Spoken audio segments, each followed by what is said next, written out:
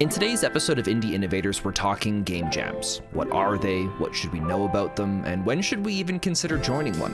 James and Vanessa at the time were preparing for the 2026 Global Game Jam, as they were a dedicated jam organizer this year, so they have a lot of great information and insights on how to prepare one and really just anything to do with game jams in general. So whether you already develop video games or even you're just thinking about getting into it, this is an episode with a lot of great insights for you. Vanessa, we'll put you on the spot. Why don't you go first? Thanks for that. Hello, everyone. I am Vanessa Devine. I am a producer at Cloudhead Games, the maker of Pistol Whip, and I am also a co-founder and vice chair at the Okanagan Game Developers Association. Very excited to have you on here today, so thank you for taking the time to do this. Thanks for having me back. Well, I'm James Smith. I own Blackcap Creative, and I am the main sponsor for Indie Innovators and what we do here. And I am also on the board for the Okanagan Game Developers Association. And I'm Spencer. I am the host of, one of the co-hosts of Indie Innovators. James is the other co-host there. We do this together. And oh, that's right. I left the games industry, and then James managed to ring me back in, and I'm now very excited to be developing and building a game together with him. And the podcast to learn and explore what is indie game development has been super fun and exciting so far. So I've been following your episodes, and I'm very much enjoying your pain as you go through the process of making your first game from scratch. Well, thank you. We haven't even started making it yet. I know, that's the pain I enjoy so much. I had no idea how ridiculous the amount of work goes into to get to the point that we're at now, and we still got way more to go before we actually get to do any programming or coding, and it's infuriating but also exciting at the same time. So we're getting close. Well, you keep telling me that, but it's how many episodes have we been doing this for now, James? I should have asked this before, but have you guys ever participated in a game jam yourselves on like the developer side of it? I have. Oh my gosh, how many have I participated in? 3 or 4? And I think, no, I've participated in 5 and I've organized 3 at this point. Do you have a preference of do you prefer developing in it or organizing it? Developing in it, of course. But I do really love seeing what everyone makes when I organize them. So it's also worth the effort there. James, what about yourself? I've done 2. But not like under our own umbrella or anything like that. They were just other people's projects that don't exist anymore. So you've participated in 2 game jams then? Yeah, both in art capacity. So one is an artist, one is the animator. From my perspective, a game jam just seems to be like a organized get together where people form teams, usually that they've with people they've never met before, and then try to just, cram and slam together a game in a very short set amount of time that seems unreasonable and god-awful, but still fun at the same time. Yeah, that's pretty close, right? Game jam, you can, I've heard a lot of people talk about it as like a music jam, when artists get together and they just jam, where it's like, oh, this is a funky beat and I like this beat, and then they all chime in and eventually they come out with this great song, and to them, and that's basically what a game jam is we all agree on a topic and everybody coordinates together, different roles, skill sets, and to sometimes remotely, sometimes in person, to build a game in a very short window. Typically the I would say the more traditional format is between 48 and 72 hours. And then when you say they all agree on a topic, is that like the whole game jam itself, or the group working on the game in the game jam? Or does it depend on the game jam? Most game jams will have a set theme. Often it's a surprise, so you don't know what that theme is going to be until the game jam itself. I've also seen it where sometimes you get asset packs to work with, or things like that, specific game development tools, being like, hey, we're jamming around this tool, this theme, this asset pack. So there is always like a core that every team will have in common to kind of like keep you within a box, keep you within a scope, keep you within a theme or idea. Through the research we've been doing for Indie Innovators, the common question I see, people that are new to the industry, afraid to go to a game jam because they don't know if they have the talent or if they have the ability to even do it because they've just started programming or they like drawing and they want to do stuff. Like, how beginner friendly are game jams typically? I would say they're very beginner friendly. So that's something that I think is a really common misconception and something that I struggled with for my first game jam. So I'm in the games industry. I'm in a production role, so doing like project management side of things, at least initially, and kind of moving on from that. But my first game jam, I do art for fun. I've kind of played around with things, but I didn't feel very confident in my in-engine skills or what I could even offer the team. And luckily I was, kind of bullied into participating, and it opened up a whole new world for me, to be perfectly honest. And I found that my skill set in, like the organization and documentation was actually really, really, really helpful for our team. I don't remember the stat off the top of my head, but I know for things like Global Game Jam, the amount of teams that actually finish a game within the time allotted is very small. And a lot of the times that does come down to, kind of soft skills, organization, and pieces like this. So since then, I've built up some confidence. I've participated in other ways, contributing, art and design and things like that, and getting a little bit more comfortable with in-engine work. But yeah, I would say definitely for newcomers, it can feel intimidating, but I would really, really encourage folks to come out, get hands-on, and get that experience in.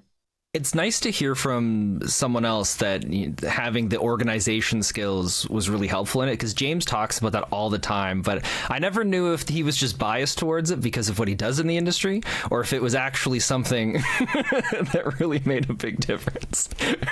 I mean, it's a little bit both again. Like James and I are in similar roles, so I might also have a little bit of bias, but I've had feedback from people that I've jammed with that they're like, oh my gosh, thank you so much for like helping us keep scope on track and helping us with like asset lists and actually making, like the jam pages. Usually you submit to something like Global Game Jam or HIO, and no one really thinks about all those little bits and pieces until it's kind of too late, and then you're scrambling to put them together. So having someone who's dedicated to that type of work, it's almost like being a little mini game director for a short period of time, because you're holding that vision, you're directing the team, and you're helping them get things done. Oh, that makes it sound like a lot of fun. It is. From your times participating in a game jam, were there any aspects of the game jam that you loved and are very excited or would like to experience again? Yeah, I thoroughly enjoyed the prototyping phase. So I'm mostly art and production and like animation kind of stuff. But I do have a technical background, and in the jam space, it's really fun to create the basics of a mechanic or a system, and then just pass it off to somebody else and see what they do with it, because it's often not what I would do. It's not the direction I would assume that it would go in. And I've seen some pretty interesting things come about from that, where it's just somebody takes, the interaction system you built and like applies it in a really weird way, but it just works. And so it's really humbling, and I like that part. So when you say the prototyping part, I just assumed that a game jam was basically a prototype. So like, are you like, what do you mean by the prototyping parts of a game jam? So the way I think about it is, like, every game you have a prototype phase, a polishing phase, and like a release phase. Just that's very, very condensed and not including everything. But the idea for a game jam is you fit all of that within that short amount of time. So when I say the prototyping phase, I'm talking where, for instance, you come up with an idea where I think that our jump should be relative to how many coins we've collected. Well, somebody has to code that, and they need to code it within the next 20 minutes to an hour. And then often that looks very, very rough, right? Just I have this object, this many objects times X amount of force makes character go up, right? And that's the code, and there's the system. Depending on how big your group is, there could be a lot of systems that need to be created very quickly like that. Very spaghetti code, if you will, just working. So when I say the prototype phase, that's what I'm talking about, is day one, we all have this initial concept and idea. What are the three main most important features or mechanics? Let's get them in working just so they represent the idea. And then at that point, it kind of starts to involve everybody else. It's like, is this a good decision, a good direction to go in? Is this a good asset that we should make? Should this be 2D, 3D? How do we move towards that theme that game jams are centered around? So specifically prototype, that's what I'm referring to, is that first like initial 6 hours of like, we need something tomorrow morning to evaluate whether or not our idea is worth actually putting time into. Okay, that makes sense then. That's cool. I would agree to a degree. I think that the very beginning and the very end of a game jam are kind of my two favorite parts for very different reasons. The first one, James was he touched on it slightly, but just like all the possibilities in my day-to-day job, I'm kind of the one who's a Debbie Downer, and I have to say like, no, that's too much scope. And I don't get to like do as much of the brainstorming and have ideas and share thoughts. And like, for me, that is super, it's a great time. You do need to decide on something eventually. You can't be stuck in that for too long, but those first like maybe like 2-ish hours where you're kind of coming up with an idea and you're figuring out how it'll all work, super fun for me. And then the second part I like is the very end, which I think is something that is fulfilling for a lot of professionals, is that I do feel like it's a chance to recharge creatively. A lot of the time you are in a project for years at a time and you have a usual day-to-day, and sometimes you kind of like, you can't see the forest amongst the trees anymore when you have these really big long-term projects. And game jams kind of get you out of that. They're really short term. You have something at the end, you completed something, and that just feels really, really good. So yeah, I think I like the very beginning, world of possibilities, the very end, I got something done. Everything in between is chaos. But when we're talking about students and newcomers in game jams, I think it's really important to mention how it's like such a great chance to get hands-on experience, meet new people, and learn some new skills that you don't have in other settings. I really, really feel strongly that for new folks, the biggest lesson you can learn from game jams is collaboration. We know we have a lot of people who are students, and so, you have group projects at school, but they have specific guidelines and parameters that are for educational purposes, and you're being graded on it. And so that experience is not very similar to what it's like in the development world. And I do think that game jams are a really good chance to get a level of experience or practice some of those soft skills that you wouldn't have the chance to otherwise. And those soft skills are completely underrated and absolutely necessary for the professional world. So being able to collaborate, have discussions around things, barter a little bit about what is or isn't possible within the allotted time, super important. And I would really highly recommend for anyone, again, who's a student or just a newcomer, people who are solo developers who maybe they want to start working on bigger projects and they need to learn how to work with people and learn how to speak the language of other departments and disciplines. For the most part, then, are people usually accepting and welcoming then in game jam scenarios? Absolutely. That's been my experience so far. I think the game industry as a whole is a very open and accepting community. Because I know when you said it was like school projects, it gave me like terrible flashbacks, but I feel like that's different because with school projects, it's something you're forced into, but with a game jam, you made the choice to go to it. So yeah, no, it's different than school projects. School projects, like I was saying, have a very specific definition and specific needs. And like you said, you're being graded and you're being forced into groups that's different than the real world and different than my experience, at least with game jams. You're not being graded. You actually don't have to complete anything. Hopefully you do. But like I was saying before, a lot of people don't even get to that point. But that doesn't mean you didn't learn a lot. It doesn't mean that you didn't meet people who might inspire you to make new games.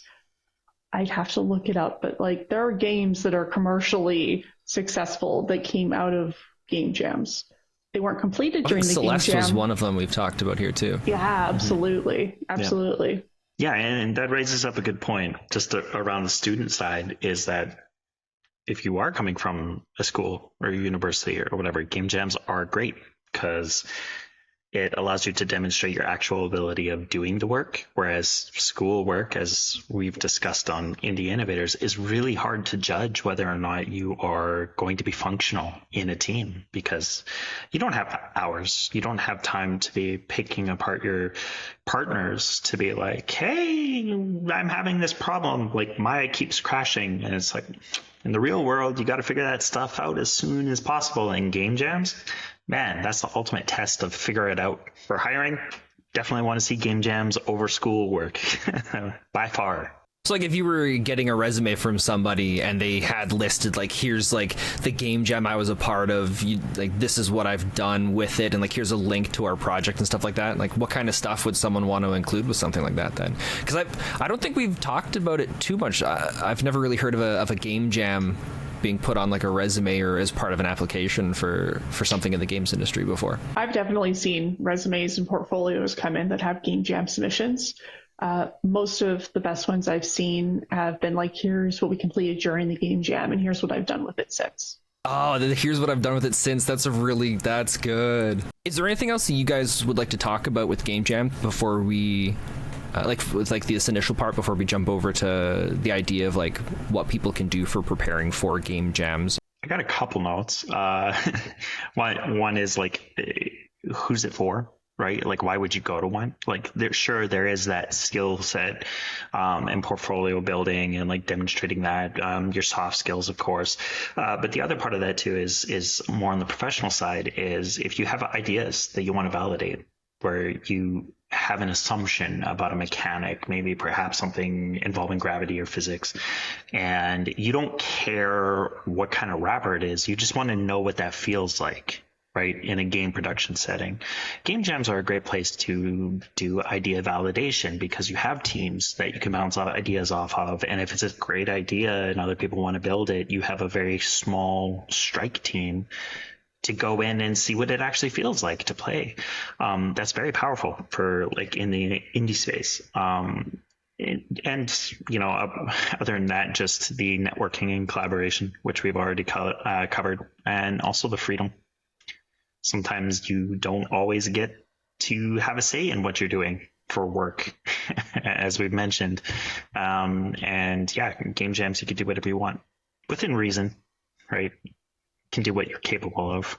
From what we've talked about so far, it really feels like game jams are extremely important in the games industry because it's something that's giving, like, from what you've been talking about, opportunities for collaboration. It's giving people the chance to try out aspects of game design they may not have had the chance to before. You can test ideas. It's like everything we've talked about here. It's like if I'm like something brand new, I want to try art, I can start seeing how it interacts with stuff. If I want to be a game designer, I can see firsthand how other people are working through stuff. Like it seems like it's like the secret weapon that everybody should be using if they want to go places in the games industry.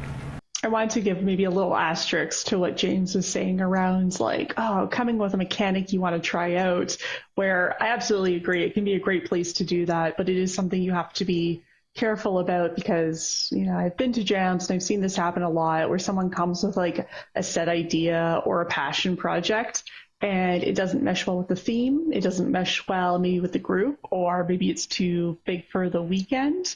And you have that person who's really honed in and like stuck on that idea, which again kind of comes back to that idea of collaboration and practicing those soft skills. Because yeah, of course it's great to come with like, I want to try this out. I want to see how this works.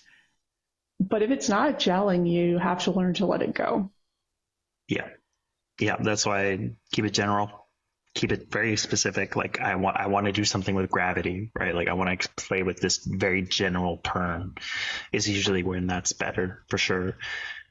And always your team has to be on board. You can't just be like, I'm the experienced person, listen to me, like that. No, don't do that.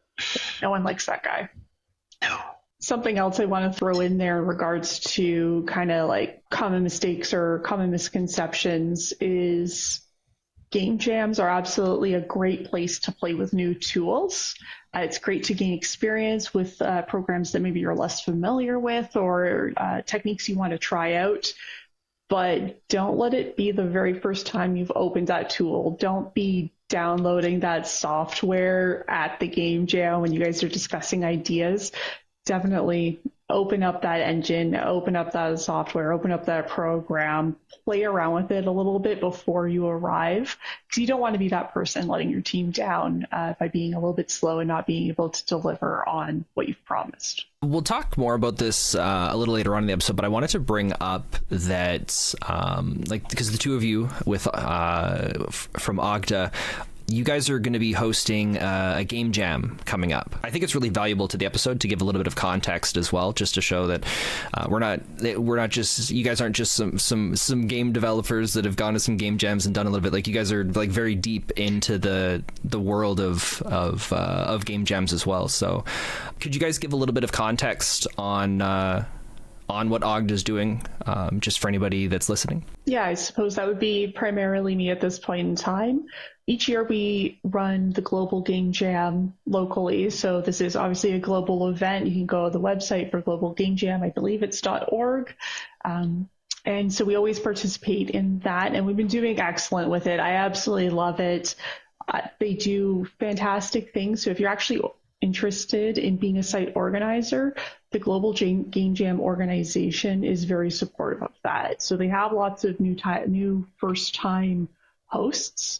I had stats on it. I don't know. I'm a stat nerd. I absolutely love that stuff. But there was a good portion, I want to say like a third of people, it was their first time being a location host for the Global Game Jam.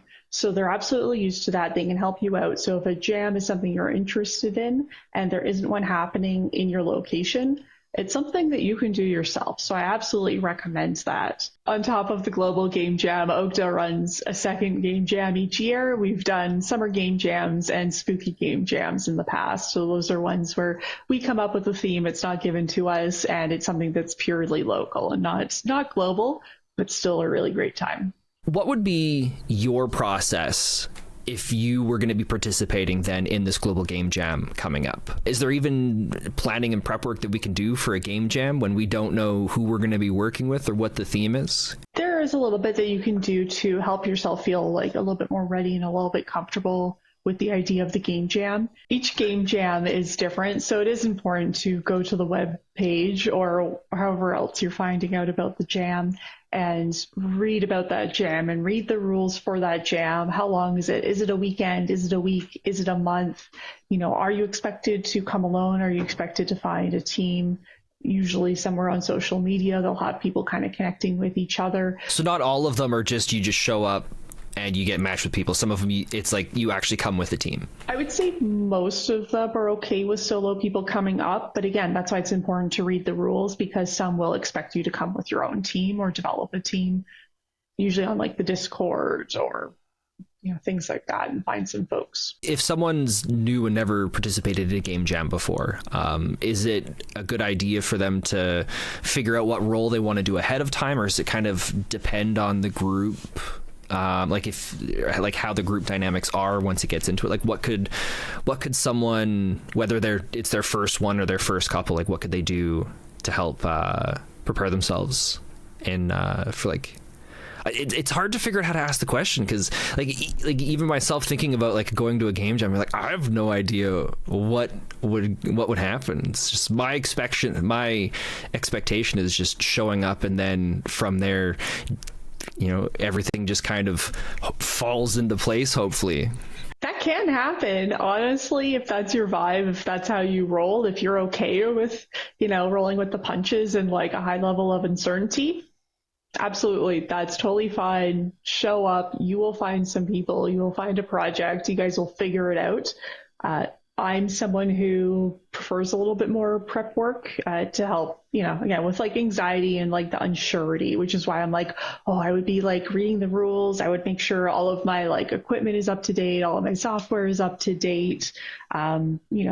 Brushing up on some skills and some things I would want to try, and also thinking about like what I can offer. But you don't have to do any of that if you're someone who's comfortable with showing up and being flexible. And I do recommend flexibility for anyone. Like I was mentioning, it is a bit common mistake to come in with a really set idea with the game jam, but it's okay to like think about it and mull it over, or it's okay to just show up and go with the flow. Everyone's welcome.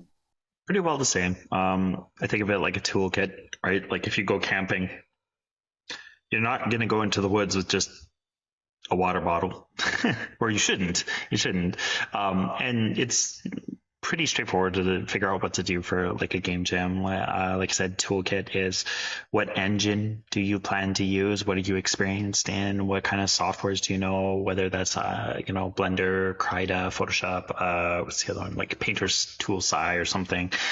Those are all different tools, but knowing them ahead of time and knowing what you're comfortable with when you have that team discussion and be like, yeah, I have most experience in Godot, and I know how to also use a little bit of Maya, and that's where my wheelhouse is.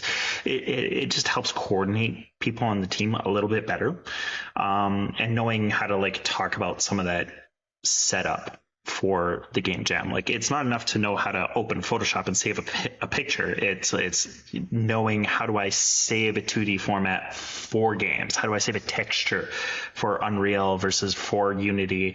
And those are all skills that you're not going to violate any kind of rules by reading up on how to do that kind of process work early, because that's standardized across the industry. And saving that for last, like Vanessa mentioned, like opening up a software for the first time, that's bad because there's so much troubleshooting that's going to just eat away at your game development time. So don't do that. The other thing that two other things actually is starter kits are great, I think, as long as they don't violate rules. Now, what I'm not saying is prepare assets and game resources right away. What I'm saying is load up Maya and have a model in it where the scene is set up like a cube or a sphere or something like default basic, and just have it prepped and ready to go for export to Maya. And if you just have that as a blank scene, you could always use that as a template every single time you do a game jam, a personal project, or anything else. And just having small blank setups like that ready to go, just drag and drop, will save you a lot of time.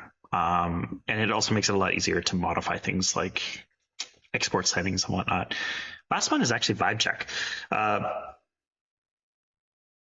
Wear what you're comfortable in. Like I've seen some people show up where they're like dressed up really nice because it's a networking opportunity, and then you're in a hot room with like typing away and you're sweating and you haven't eaten anything and you're grumpy, and like that's not comfortable, right? So like dress comfortably, bring a power strip. Like there's no guarantee there's going to be power wherever you were going, or maybe an extended like LAN cord or something. Sometimes it pays to be prepared. It's nice to show up as the person who has a spare HDMI cable. You might make a good friend that way. So just like little things like that, snacks, headphones you like, a playlist you like, and stuff like that where you're just like, I did that, I got it done. Part of that too is not jam related, is take care of your life stuff ahead of time. If you normally grocery shop on a Saturday, you're not grocery shopping on Saturday. So just do it earlier in the week. And then everybody's going to be much happier. Like yourself, you're not going to feel like you're letting anybody down because you have to go buy milk in the morning or something, right? So like, it's like, this is a little bit of that management stuff. Just get that done first. I'm sure we'll add other stuff to this as we're going, but it sounds like to prepare for a game jam, I mean, obviously, read the rules because game jams are different. Can make sure you know what's specific to that one. Coming in with like an open, flexible mindsets, and then setting up maybe it's like Maya or Photoshop, just basic scenes, templates, so that you've got those ready to go, not with like pre-done models and stuff like that, but just to the point where you can copy and paste it to start all of your next scenes, so it's very fast and efficient to go through, as well as, some personal time management outside of it, so you're all prepared and ready to go for it. I'd also add the hot tip for people who are old, like me and James. Take off Monday if it's a weekend jam. You're going to need to recoup. It is a lot. It is a lot. And then, of course, what James mentioned as well, too, with preparing your tools ahead of time, or making sure you've got some extra cables or some snacks and stuff that'll help you get through. It's better to have a couple extra things and not need it than to not have it and want it. Although I feel like you could also over-prepare and bring like 6 suitcases full of all these things that you might never even use. Source control. That's a big one I should bring up. Is you should have some understanding of source control, or how to share your project amongst your team. What is source control? Source control is like Perforce or GitHub, Dropbox, that's not a great option, but it'll do in a pinch. Like, any way of sharing the project across all your team members is going to be really important. Otherwise, what will inevitably happen is one person on your team is going to become the integrator, who has to just take everybody else's work and make it work inside the engine. And sometimes that's not bad. Sometimes that could be good, but a lot of times from the looks both difficult. of you were giving here, it looks like that's a stressful thing. It is. It's a common thing. And I would actually say that even though James is saying Dropbox isn't a great option, it's probably the most common, or typically like Google will make a Google email address for the jam so that we have Google Drive and everyone shares the same like email and password, so everyone can drop stuff into the same Google account temporarily for the weekend. That's smart. Yeah, and I would say that's probably the most common thing, if not everyone on the team is comfortable with version control. But it's stressful to be that integration person, for sure. Yeah, I don't mean it's bad to use those. It's just if you're going to put the time in to do this kind of prep, go learn source control. It's going to be required for the job anyways. And if you can show up on site and show everybody else how it works, even better. What can someone expect when going to a game jam? Or I should say, what can someone expect once it's started? Because again, like from my perspective, it's just there's hundreds of people in a room and everybody's quickly like pairing up and just hammering into making a game and just slapping in code, throwing in art, and then there you go. I see that there's more than that. I don't know if this is going to be a dry response, so I don't know. Bear with me. Look, I've had James on for a bunch of episodes, and we're used to dry responses. Damn. Rude. I'm going to answer this from the point of view of the OGDA game jams. So the game jams that I've hosted so far, this is kind of what I recommend in regards to like timeline and what to expect. So first thing, show up on time, show up before kind of any presentations or theme reveal happens, because that'll be one of the first things that does happen is everyone will get into the room. There might be a little bit of talking, there might be a keynote speaker, this type of thing. There might be rules presented. And then the most exciting part is everyone finds out what the theme is and everyone loves it. It's a great time. After that, we go into forming teams, which we can get into a little bit more in depth in a moment. I'm going to glaze over that. But you show up, theme reveal, you're going to form a team. And the first thing you're going to do is, like I said, one of my favorite parts where you do some brainstorming. And hopefully you do that civilly. Hopefully you come to a consensus. Hopefully it's something that is within scope for a weekend or however long your jam is. After that, game idea is decided. Start making task lists. So this can be all of the assets needed for the game, who is responsible for what. And this is something that a lot of teams skip, and I think that it ends up hurting a lot of teams. So I really recommend taking some time to decide on that. Why do you think that gets skipped often? Because producers don't do game jams. Okay, fair enough said. Fair enough. I mean, I say that in a joking way, but it is true. I genuinely believe that a lot of people go to game jams to practice, again, some of these harder skills and practice things that are maybe the more well-known departments. Like I do art, I do animation, I do coding is a big one, right? So some of these other side skills are still valuable at game jams. And we very, very rarely have someone who is primarily doing that. So it usually falls to someone who already has a primary goal or skill set, and now they have to take on these additional project management or producer tasks as well. Thinking about game jams, and I mean, even from what I've learned from James over the last little while, it's that there's so many of those steps I never even realized were a part of, like, even just building a game at the beginning in general. I wouldn't even have assumed, in my mind, game jams was just, you've got programmers, you've got artists, and they're working together.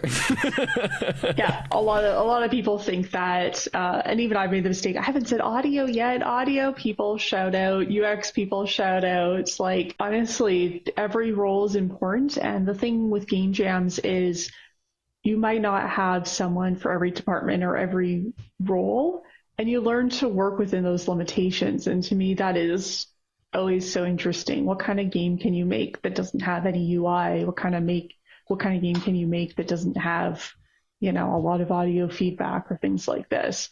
So it's just an interesting added challenge to your game, and it makes it more unique. But honestly, my little, what to expect, we didn't even get through the first day. We still got more here on this. No, yeah, it was sorry, I just jumped in. Expect a few more of those, but please continue. It's all good. So we brainstorm, game ideas decided, some task lists are made, you know who's responsible for what.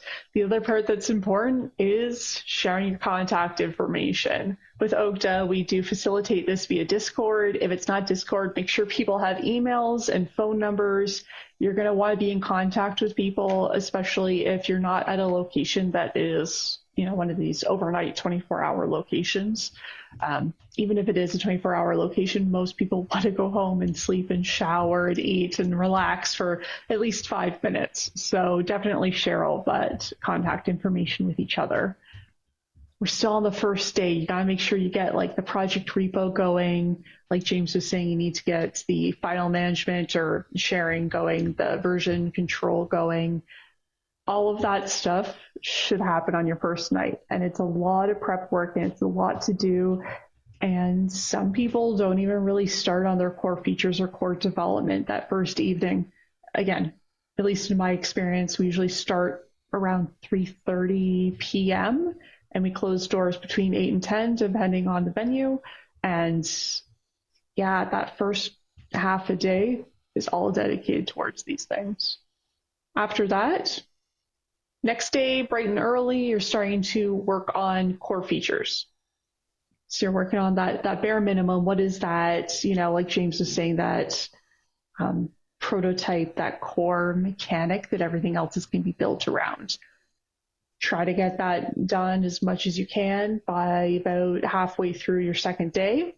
And then break, have lunch, eat something, give your brain a break, pretty please. And then reassess your scope in the afternoon is something that I recommend. You usually have less than 24 hours at that point in time. So go back through and say, hey, I said I was going to do this thing, but I'm running out of time. There's no way it's going to happen. Again, how can we rejig things? How can we reorganize? How can we, delegate work to make something still happen? Because I guarantee whatever scope you decided on that first night is too big every time.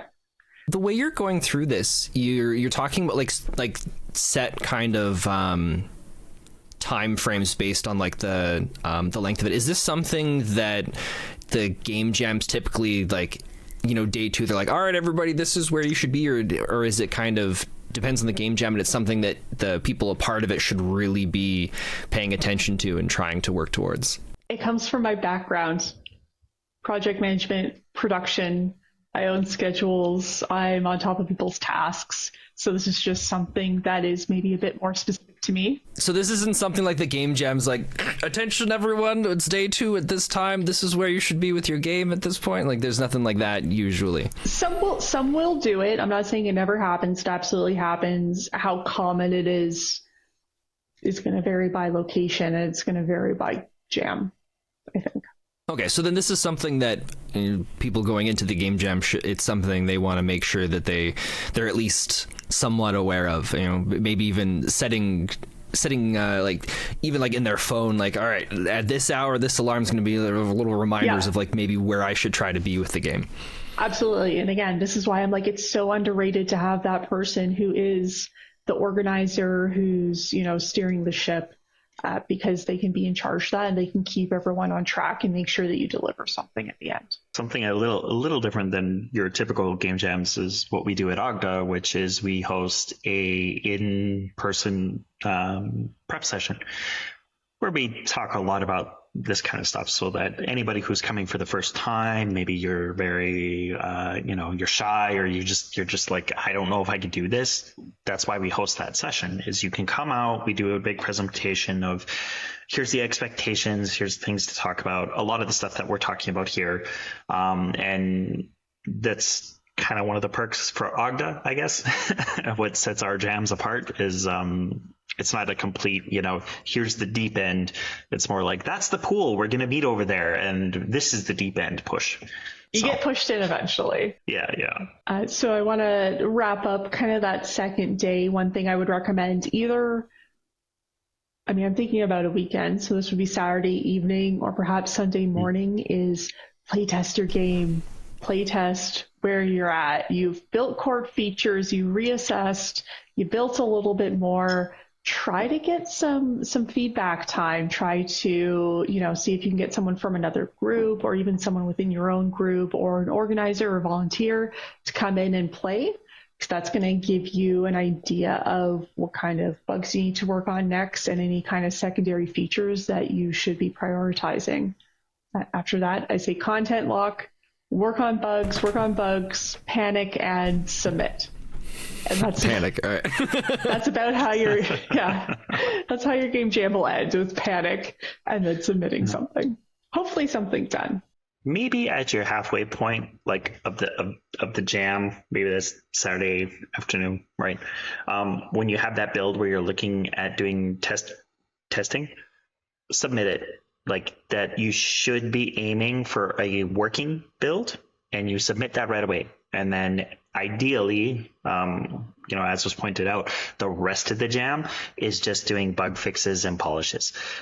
What's nice about doing that early submission is that you've already uploaded it. So like in a worst case scenario, like your computer crashes on the last day and you just missed the deadline, which happens a lot.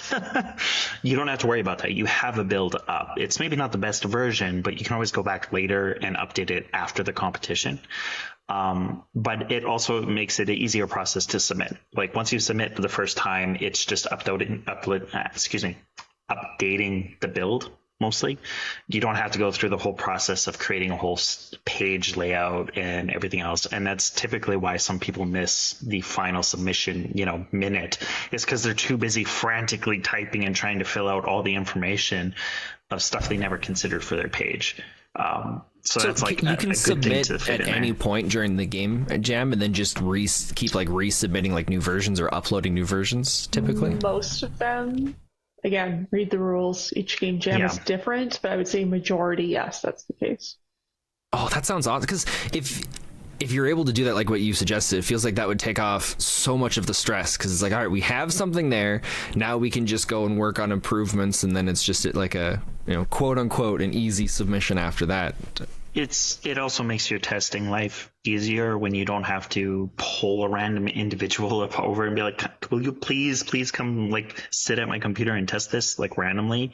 You could just go onto your Facebook group and be like, here's the itch page, please, does it download, like tinker with it, give me feedback. So like that process of collecting feedback, it becomes much easier.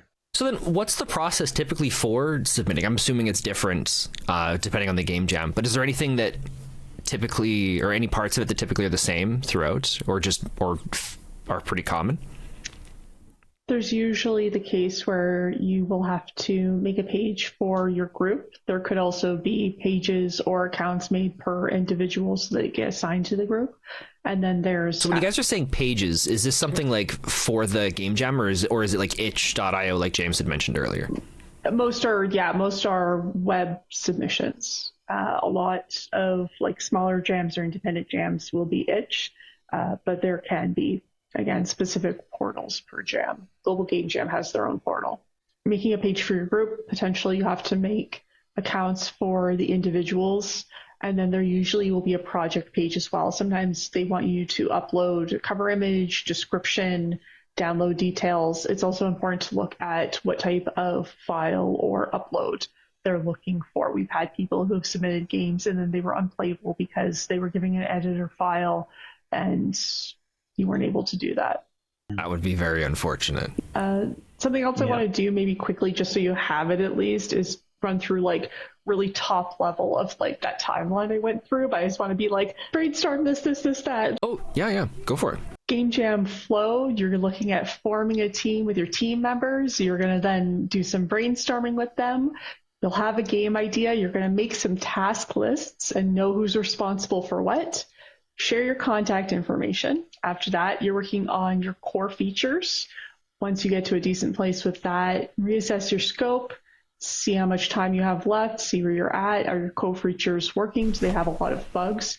Do you have time for secondary features? If you have time for secondary features, you can start working on those. At some point, you're going to have to decide on a content lock, at which point you just work on bugs, and then get your first submission in, continue working on bugs, final submission, you're done. Ideally, hopefully, something like that. Not related, but I think that one thing that is really important to consider with a end result, once you've done that submission, is really understanding where your expectations are for it.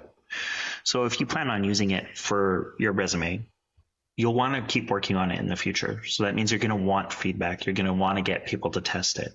And often what we'll find with the indie space is I only want to show other indie devs because they all understand this is like this temporary work in progress. It's not finished. This is my safe zone where people are going to give me maybe not, accolades, but everybody's going to be super nice about it. Right. And the common theme is don't share it outside of that bubble, right? Because you'll get torn apart. And there's some truth to that, but there's also some not good truth to that, which is if you want feedback and you want to develop and progress as a designer, as a game developer, you're going to have to get it in front of more eyes. So post it to your Facebook, post it to your social channels, share it on your LinkedIn, throw it out there, throw it out into the void. Yes, you will get trolls. I get them all the time, like just people who just have nothing nice to say. But you will also find those other people who do have the nice things to say, who will go out of their way to leave you feedback. And sometimes it can make or break projects, the feedback you get, but you have to be willing to put yourself out there. So to come back to the start of that is understanding where you want to take this project, because if it's something you're just doing for fun, you don't care about it anymore. Once this is done, it's kind of done. It's in an experience. You're locking in the back of your mind and you're moving on. It's good to just submit it and be done with it. But if you want to take it further, write it like that. Make your page presentable, make it nice, make it easy for people to find your YouTube page or your itch page or your personal feedback page or, wherever you're posting your game. Like make that process easy so that you can make the process of improving easy for yourself. We should probably talk about forming teams and like what to look for in a team. And I was thinking about it because you were talking about continuing the project afterwards, which I've mentioned as well, but, that can be something that you can talk about with your team about, like, is that someone who wants to or doesn't want to continue the project? Stuff like that would be awesome to talk about too, because, and I think it fits really well into the next part here with lessons from the organizers, because you've both worked in the industry for a while. You've also participated in game jams and you've organized them. So I feel like you guys would have seen a lot of telltale signs of what is going to make somebody a good member of a team and things that people should try to avoid to help themselves be a good member of a team? If you guys are willing to share some of your secrets on that. I want James to go first. I've been yapping. James yap. Take it away, James. But everybody listens to me yap all the time. And so like, this is a guest. This is time for somebody new, not me. Chaos and compromise, right? Like those are like the two things that are just at the heart of everything Game Jam related. You said chaos and compromise. Yes. So two things that you don't really feel like they go well together. Well, it's not that they go well together. It's that you're going to get them, right? And you have to accept that and also like work with that. So teams who, when you're listening in conversation or you're just talking about a topic, how willing are you or the person that you're considering as a teammate to compromise on ideas? Like, you're throwing stuff back and forth. Are you throwing stuff back at, somebody is talking about an idea and you're adding your input and they're saying, no, but like this, no, like, oh, no, this is how I see it. Like, you know what I mean? They're trying to direct you to the project they have in their head, which is something Vanessa said is bad to do. That's not somebody who can compromise. But if you have somebody that you can kind of like play a game of cards with, right? Like, here's my information, here's my hand, here's your hand, and like, what can we make together? How do we make this like a more compatible, a better suited hand, right?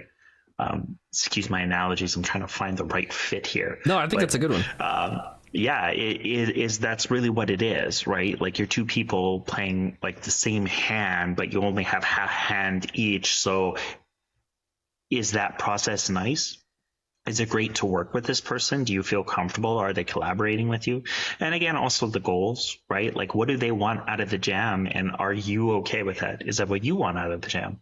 Or is it something where they're like super hardcore and like just in the back of your own mind, you're like, well, I'm not comfortable doing any of this extra work, but this person is obviously experienced and motivated. Maybe it'll benefit me to do that. Like, no. That's going to be a point of contention in the future, and just to be aware of that kind of stuff of when you're talking with people is super important. I feel like that's something a lot of people would have a lot of challenge with too, is where you find someone you think is a really good fit, but you realize that what they're wanting to do is farther beyond what you're comfortable with or what you were looking to do, and then being able to have the energy to say, like, no thank you. And then, maybe finding another group if needed be, or just, coming to the understanding that sometimes you're just not the right fit for. It's not just, are they the right fit for me, but am I the right fit for them? I think for me, my priorities when I'm looking for a game jam team, going off of what James is saying, the first and foremost is just, are these people I enjoy being around? Can I stand to be around them for the next 48 hours straight and, not butt heads too much, or, have a good time with it, to be honest. The second thing is looking at like team composition. Do we have someone who is capable of doing kind of each part of a game, or at least well enough that we can get by and figure it out enough that we could have something that is a complete game at the end? And then the final one, again, like James was saying, are our goals aligned? So, do we want to build a similar thing? Do we both want to continue this afterwards? I've run into people who are like, I'm at this game jam and whatever we make, I want to take it to, commercial release. And that's certainly not for everyone. It's an okay mindset to have, and you can find a group that has that mindset, but maybe that's not your mindset. So are you looking for a group that wants to experiment? Are you looking for a game that wants to release something? Are you looking for a game that wants to become a commercial team? All of that stuff is important. But like I said, I think first and foremost, do I enjoy this person? Do we gel? Second, do we have a team composition that can get stuff done? And third, are we aligned on outcomes? How common is that for someone to come into a game jam with the expectation that we're gonna like turn this into a game after and go commercial with it? I think there's a fair number of people who come into the game jam thinking that, and there's a lot less of them that leave the game jam thinking that. Yeah, I saw James with a little head twerk at the part with you, the question there. Well, the teams that you hear about that take a game from jam to commercial release are often mostly pre-made before they came to the jam, right? Which is not against the rules for most jams. Some are, so, take your pick. But yeah, they usually are lacking one or two disciplines, and they're just trying to feel out a team member. And so, like, you end up building a game with them. Now, often what will happen is the game you make in the game jam is not what you push to release, but the team was formed through the game jam. Is usually how that, like, when people reference that, that's typically what has happened. Is it's a mostly fleshed out team that's just looking and testing compatibility, and then they find somebody, and then people always remember that team who made that pretty kick-ass like demo, because of course 3/4 of the team were already like in tune with each other, right? And then so. Just, like gamer community side, they say, oh, this team was formed in a game jam, but like developer side, that's actually kind of what that looks like. That's like expectations. Some of the stuff we've been talking about here, there's at times where a game jam sounds like it's something very competitive, and then at other moments it feels like it's something very just like more like a convention. Are game jams like a competitive thing where like people are trying to beat each other with like who makes the game and who doesn't? Like, I don't know how to explain the vibe I get from it, but there's just something about it that at times just feels like it's a competition. It depends on the jam. Yeah. Yeah. Yes to all the above. It depends. Some jams are straight up a competition. There is one that's popped up quite a bit recently called Rising Tide by Blue Ocean Games, and they are literally a funding opportunity. They have a game jam once or twice a year where you can potentially become funded for a couple $100K and get the game to a commercial point. Yeah, there's also a bunch of other big ones. There's YouTubers that run game jams from like game development YouTube channels and things like that. And they are highly competitive. I would say that, Global Game Jam is one that it depends on the location. Some of them are competitive. Some of them have prizes at the end. We haven't done that so far. We've been a lot more open to experience.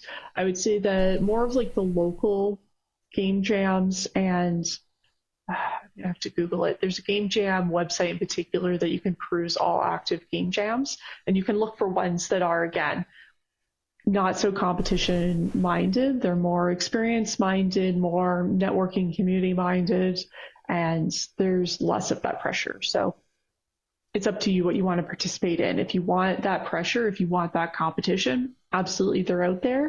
But there's also game jams that are a lot there's game jams that are a lot lower pressure available to you as well, if you just want to get that experience under your belt and dip your toe in.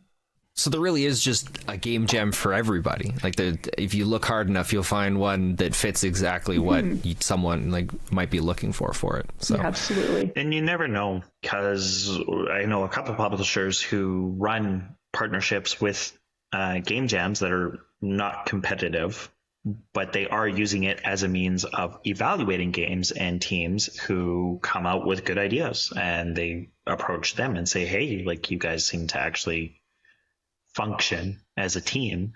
And sometimes they are offered at least initial funding to see if they could put something together when they actually have, sleep. itch.io has a giant jam calendar that has dozens and dozens running at the same time that you can check out. There's okay, other so if someone wants websites as well. to know anything, they can go to it. You said itch.io /jams. Yeah. /jams. Okay. There's other websites as well. Honestly, if you just look up game jams, you'll find a bunch of things posted that are digital or potentially in your area. Is there anything else you guys would like to talk about or add? And one tip is just placeholders. Don't wait for your team to give you the file. If you need an audio loop, you take an audio file that's from the engine, whether that's the engine error sound in Unreal or something in Unity or Godot, whatever, and just use that. So like when you attack the sphere and it goes, Like, at least you know the code runs. It plays the sound the way it's meant to play. Now you don't have to sit there and wait for your audio person who maybe they're overzealous, they're doing a lot of work, they want something polished because they only have 4 or 5 sounds they have to make.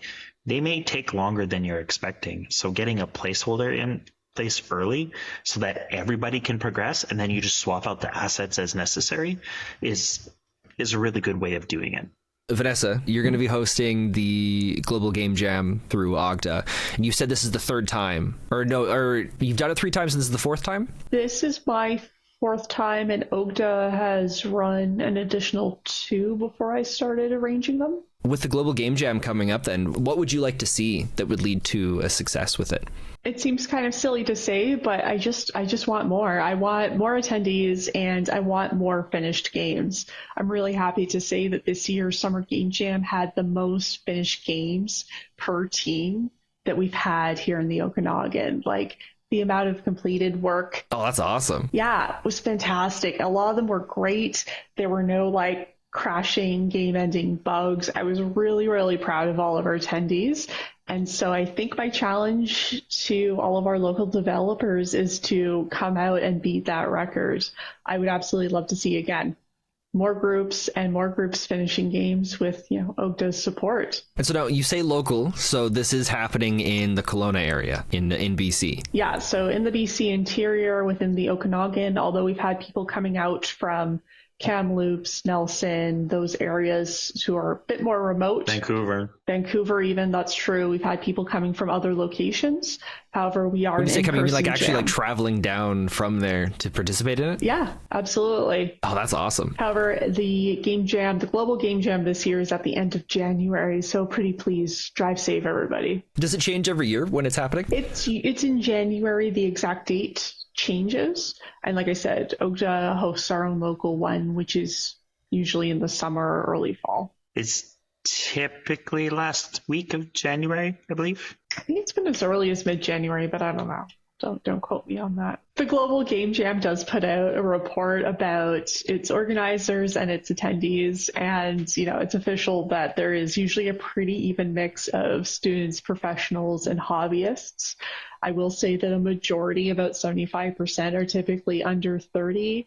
That means there's 25% of us that are over 30, and you are all welcome, even if you are in the middle of a career change, which is what happened to me in my 30s, to join the games industry. I will also say that the average jammers per site is 60, which is about where we've been at locally. And again, I'd love to be above average and get more folks out here. Spencer, are you inspired to join your first game jam? Genuinely, I could see myself looking in the area. Something small and simple to start, and I think it would actually be fun. Versus before, I was like, I don't know if I ever want to do a game jam. Not that I want to sound like any of our YouTube or usual social stuff, but talking about it really is a big important step to being comfortable going and doing it, is sharing it, talking about it, finding a friend who's in game development or just somebody who's also interested, and just share what we're talking about, share Ogda, share the Global Game Jam in general, and just be like, what about game jams? Do you like it? I like it. Do you want to try it? And it really is about the spirit of the game jam is stepping out of your comfort zone. And so this is the easiest way to practice that and to find people that you want to talk with, or organizations like Ogda, right? We're regional to the Okanagan, but there's plenty of organizations around the country, Canada, States, wherever, right? It's just a matter of seeking them out, being comfortable talking and being like, here I am.